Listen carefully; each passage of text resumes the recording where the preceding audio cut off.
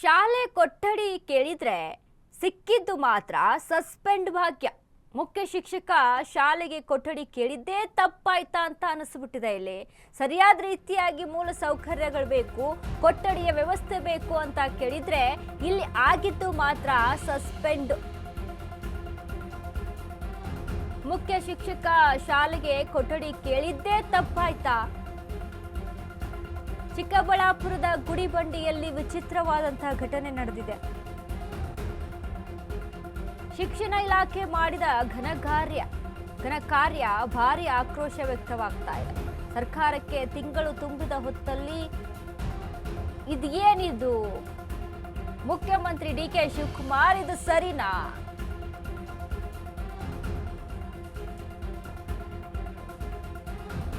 ಶಾಲೆ ಕೊಠಡಿ ಕೇಳಿದ್ರೆ ಸಸ್ಪೆಂಡ್ ಆಗ್ತಾರೆ. ನೋಡಿರಿ ಇಲ್ಲಿ ಆದಂತ ಸಿಚುವೇಶನ್. ಮುಖ್ಯ ಶಿಕ್ಷಕ ಶಾಲೆಗೆ ಕೊಠಡಿ ಕೇಳಿದ್ದೇ ತಪ್ಪಾಯ್ತಾ ಅನ್ಕೊಳ್ತಾ ಇದ್ದಾರೆ.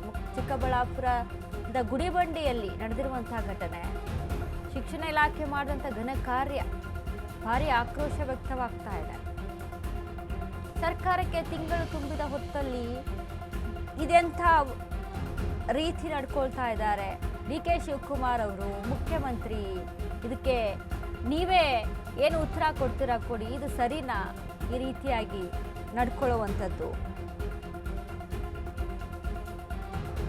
ಶಾಲೆಗೆ ಮುಖ್ಯವಾಗಿ ಕೊಠಡಿ ಬೇಕು. ಕೊಠಡಿ ಇಲ್ಲ ಅಂತ ಅಂದರೆ ಇನ್ನಲ್ಲಿ ಹೇಗೆ, ಯಾವ ರೀತಿಯಾಗಿ ಮಕ್ಕಳು ಶಿಕ್ಷಣವನ್ನು ಕಲಿಬೇಕು, ಯಾವ ರೀತಿಯಾಗಿ ಅಲ್ಲಿ ವ್ಯವಸ್ಥೆ ಇದೆ?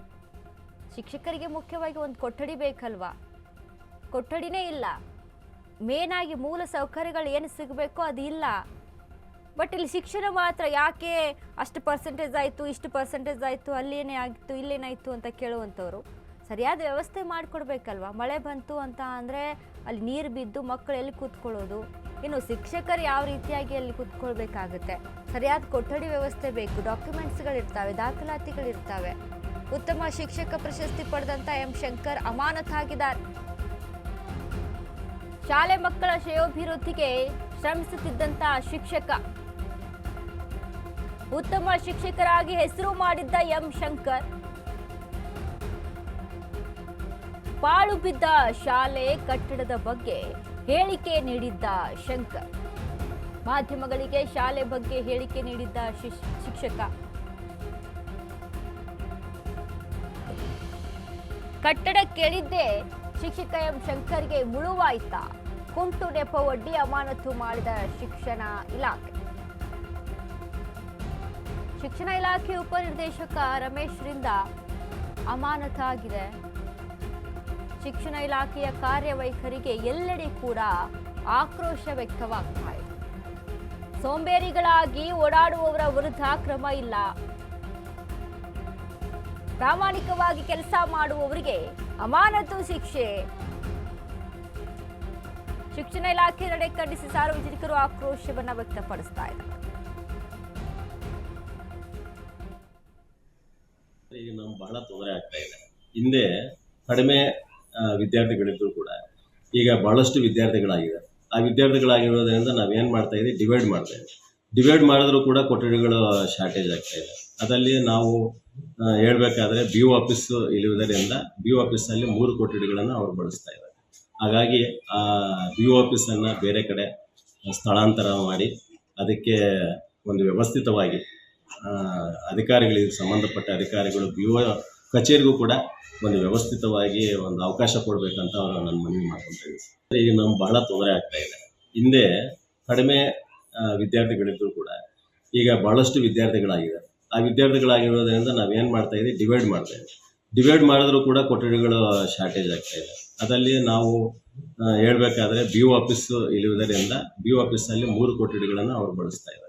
ಹಾಗಾಗಿ ಆ ಬಿ ಒ ಆಫೀಸನ್ನು ಬೇರೆ ಕಡೆ ಸ್ಥಳಾಂತರ ಮಾಡಿ ಅದಕ್ಕೆ ಒಂದು ವ್ಯವಸ್ಥಿತವಾಗಿ ಅಧಿಕಾರಿಗಳಿಗೆ ಸಂಬಂಧಪಟ್ಟ ಅಧಿಕಾರಿಗಳು ಬಿ ಒ ಕಚೇರಿಗೂ ಕೂಡ ಒಂದು ವ್ಯವಸ್ಥಿತವಾಗಿ ಒಂದು ಅವಕಾಶ ಕೊಡಬೇಕಂತ ಅವರು ನನ್ನ ಮನವಿ ಮಾಡ್ಕೊತಾ ಇದ್ದೀವಿ.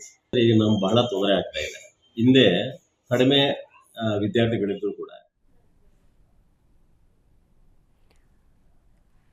ಸರಿಯಾದ ವ್ಯವಸ್ಥೆ ಬೇಕು. ಒಂದು ಶಿಕ್ಷಣ ಅಂತ ಅಂದಾಗ, ಮಕ್ಕಳಿಗೆ ಕಲಿಕೆ ಅಂತ ಅಂದಾಗ ಇನ್ನು ಶಿಕ್ಷಕರಿಗೆ ಸರಿಯಾದ ವ್ಯವಸ್ಥೆ ಬೇಕಲ್ವಾ?